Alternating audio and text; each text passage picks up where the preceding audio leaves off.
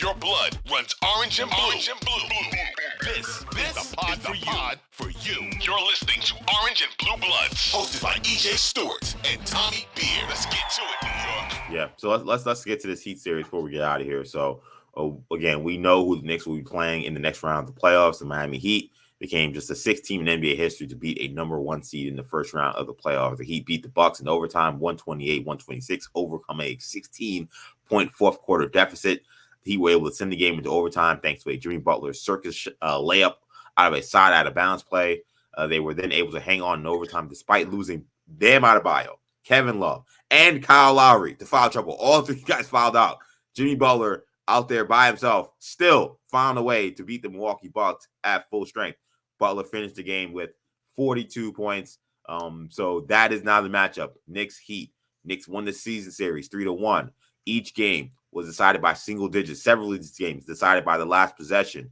2 games, just 2 points were the difference in two of the Knicks wins in this season series. The Heat will come in to this series without Tyler Hero. He broke his hand. They also won't have Victor Oladipo. Very unfortunate injury, him tearing his patella tendon. He's had some knee problems. I'm actually a little worried this might be the end of his career. So shout out to Victor Oladipo. He's had a great run as an NBA player. So early thoughts on this Knicks Heat matchup in terms of key components, key matchups. What are you looking at when you see these two teams now officially set to square off Sunday, game 1? I think my question is, what happened in the first round series? Was it the Bucks and just falling apart? And obviously, Giannis not playing for a significant portion, but he did come back. They were 0-3 in the games he played. The Heat were the worst offensive team in the NBA during the regular season. They were the second best. They are the second best offensive team in the postseason, averaging 119 points per 100 possessions, and it's an astonishingly high number, better than the Nuggets, behind the Phoenix Suns. Just scoring the ball at will. Hero not being in the game, you think that would slow them down or hurt them already an offensively struggling team, but they just move the ball so crisply. We're going to talk about Spo plenty over the next 2 weeks. Probably the best X's and O's coach in the sport. Badly outcoached Bud in that series. So those are the things we'll talk about. The thing that I actually woke up thinking about randomly, and I'm interested to hear your thoughts on this, EJ. Yeah. Do you start Quentin Grimes if he's healthy enough to return, or do you leave Josh Hart in the lineup? My initial thinking is I'm going to leave Hart in the starting lineup primarily because of this matchup.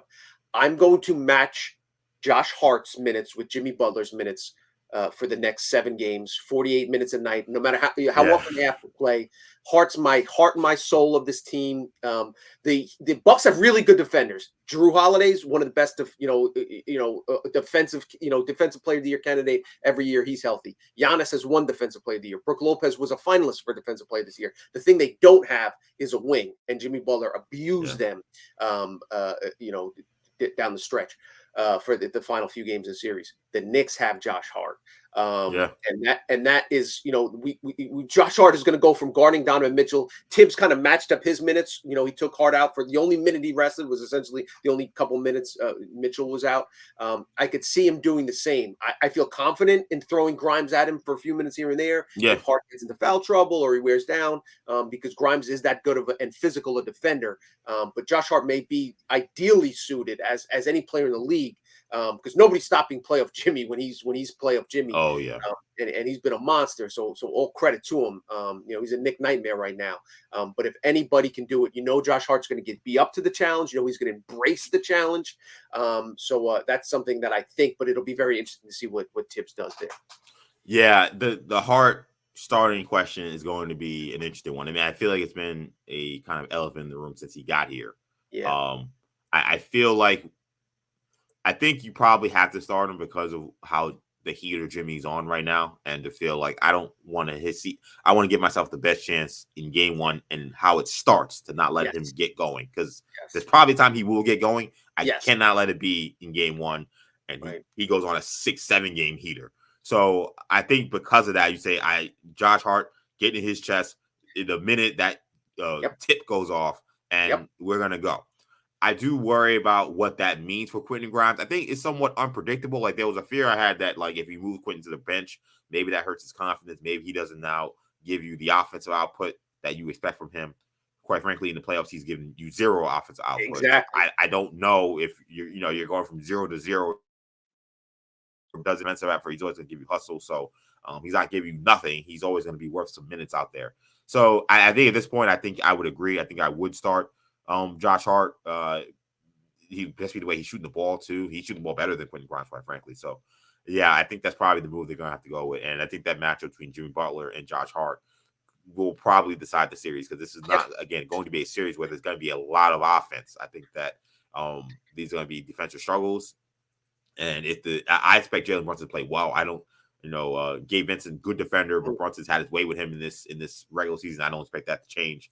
I think if the Knicks can just keep Jimmy Butler closer to his averages, don't let him have, 2 or 3 40, 50-point games like he had against the Bucks, I think that's how the Knicks win the series. Agreed. And the other thing with Grimes is he wasn't getting field goal attempts when he was on that, alongside Brunson and the starters, Randall and Barrett. So maybe move it to the second unit, might him get some more looks. See how if he can develop some chemistry with IQ and Hartenstein and Obi, running up and down the floor if Randall's healthy. So those are some of the things I think that why it makes sense. Again, we got to see if he's healthy. We still don't know if he obviously missed the last couple games of the Cleveland series. We should, the latest report was he was out of his sling, so it looks like he's trending in the right direction.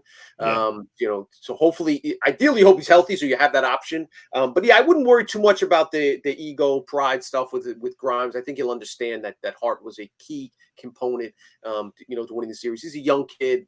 He has to earn his minutes, etc.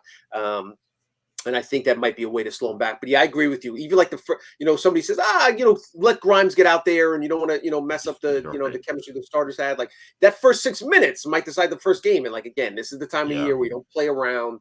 Don't let Jimmy get hot. If he makes shots, make them contested shots, because he's capable again of going on one of those heaters that they listen. He carried the Heat to the finals previously on a heater, so it's not.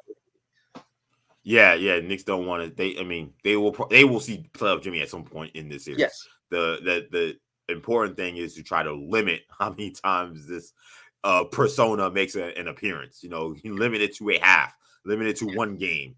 What it can't happen is what happened in the Milwaukee series, where essentially there were like 3 playoff Jimmy games, and that's why the Heat are now in the next round. The Bucks are going home. I think the Knicks are better equipped to face this team if we're going on a prediction, because we kind of have to give one. This is the last episode we have until game 1 is finished. I think the Knicks will win this series. I think Randall will come back and play some factor. I don't know if he plays the first 2 games, but I think the Knicks win this series in 6. I've thought since every time I've seen these teams play, the Knicks look like the better team. The one game the Heat won, it felt like the Knicks played terrible in the second half. Like I if the Knicks lost this series, I'm not gonna say I'd be shot for an animal in the playoffs. I just don't know, considering some of the injuries they have, some of the long minutes some of these other guys are playing. I just think the Knicks' depth will eventually get the better of them. And I think the fact that the Heat may be riding a little bit of a high. I know that they have big aspirations despite being an 8 seed, but you go up against the Bucks, the team that have knocked you out the playoffs not that long ago. They got swept by the Bucks a couple of years ago. Like, this is a matchup that always is something that they get up for. And while us Knicks Heat, it is a rivalry, and I think that Tom Thibodeau will be able to explain that to those guys. We'll see if Spoelstra can get that kind of motivation into the Heat. He was, he's been around Pat Riley. He knows the history as well. But I just think that this is going to be a series where the depth gets the better of them, and the Knicks win in 6 games. Agreed. I got the Knicks winning the series as well. I think it probably could go 7.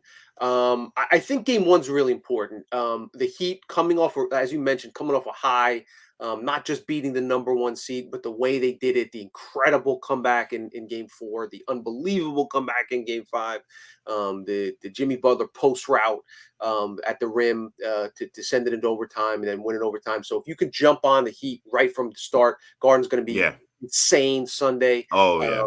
before they kind of get their footing and prepare, for this next series. But Spo will have some wrinkles, etc. It's really important to get that game one and kind of set the tone and say, hey, this is not the Bucks team you just played. We're here. We're for real.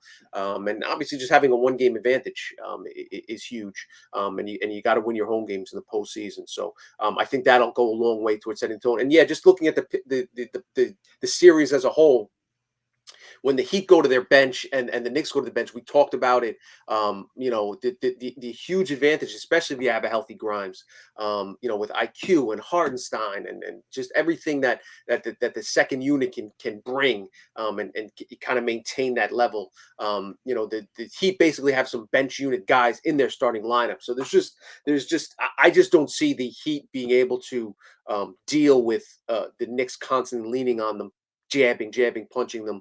When we know how physical New York's going to play, I don't think the Heat are going to be able to withstand that. Yeah, I agree. I think that the Heat have I mean, it's testament to how great Coach Eric Spoelstra is, a testament to how great player Jimmy Butler is, that they will do what they did to the Bucks. I just think as the playoffs go on, your wars show more and more. I think the Bucks, in their inability to kind of get out of their own way in this series, allowed the Heat to kind of hide a lot of their warts. I think it's crazy I'm gonna say it. I think there's gonna be a difference in coaching level from Coach Bud to Tom Thibodeau. I mean, I know Bud has a championship, but I mean, that guy is going into the offseason and maybe into a new job with 3 timeouts in his pocket. I mean, not call a timeout after Jimmy Butler ties the game with 0.9 seconds left to advance the ball and essentially just punt to overtime. Incredible. And then to watch Grayson Allen drill the clock out in overtime with 2 timeouts in your pocket, it's dumbfounding. It's dumbfounding, and I criticize Thibodeau a lot. Last night was a night where I was thankful Tom Thibodeau was Knicks head coach. And those are words I don't know if I thought I'd ever say, at least not since he won Coach of the Year. I said that watching both of those games, both the Knicks winning and then watching what Coach Bud did, because that was malpractice at the highest order. So the coaching match will be important. I think the Knicks will be prepared, and it should be a good series. Knicks Heat, it's my favorite rivalry in the NBA. I know it's been dormant, but you can't tell me that those 4 years in a row those two teams played every single playoffs was not some of the most intense basketball. Maybe not the prettiest or the most well played, but the most intense and physical basketball that you've ever seen. So I'm excited to get it reignited. Yeah, listen, if you're a script writer and if you're Hollywood and you're looking for a Knick fan kind of script, it's Donovan Mitchell, embarrass him and beat up the Cavs in the first round. Riley next on the checklist, knock him out in round 2, and then see whether it's Philly or Boston. But yeah, there's a lot of 99 vibes, kind of hanging here. When I thought Mitchell Robinson's play reminded me of Marcus Camby during that 99 run. So we'll see. It'll definitely be interesting and exciting and give us plenty to talk about. Thanks for watching. If you enjoyed this video, please don't forget to give it a thumbs up and subscribe to our channel for more content like this. If you want to see more of our videos, be sure to check out our playlist and let us know what you think in the comments below. Also, don't forget to follow us on social media to stay up to date on our latest podcast ventures. Links will be in the descriptions. And as always, thanks for watching, and we will see you in our next video.